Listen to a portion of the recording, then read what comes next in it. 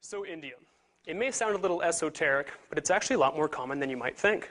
And that's because indium is a primary component in all LCD and touchscreen devices. So things such as your laptop or your smartphone all have indium inside of it.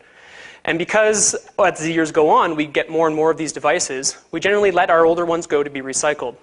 So wouldn't it be great if we could do something with all this leftover indium? And that's really where my project comes in. What can we do with indium? So you can sort of think of indium as a fatter, heavier aluminum. It's beneath it in the periodic table, so it shares a lot of the same properties. But indium is actually a fairly benign metal. And what I mean by that is it's fairly green. A lot of reactions, such as those towards pharmaceuticals, can be done in water, so we don't have to get rid of all this nasty organic solvent at the end of our reactions. Additionally, like I said, it's benign for the environment, so we don't have to worry about polluting it in case any gets out during our reactions, unlike other metals such as platinum or mercury. So the indium that I work with can be thought of as an electron-rich indium. And in chemistry, the more electrons we have, the more things that we can do. For example, we can make polystyrene, which is the same thing as styrofoam, the things we get in our takeout containers, and we can use a very small amount of indium, as low as 1%, to generate a very long chain of polystyrene. Additionally, indium can actually insert itself into carbon-chlorine bonds.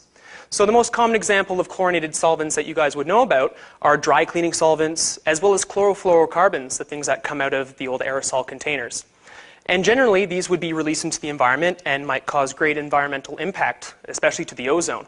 But with indium, we can degrade these through much safer means before we release them to the environment. Now, a lot of the time in the lab, we get sort of interesting results.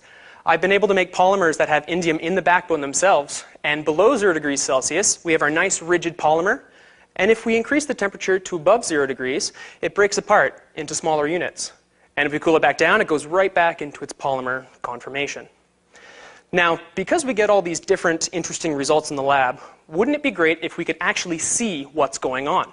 But you may recall from high school chemistry, you can't actually see the atoms or elements.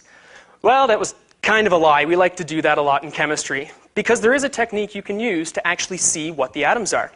And it's called X-ray crystallography. So all today, people were telling me to break a leg, but if I actually did, I would go to the hospital, they'd take an X-ray and be able to see the broken bone.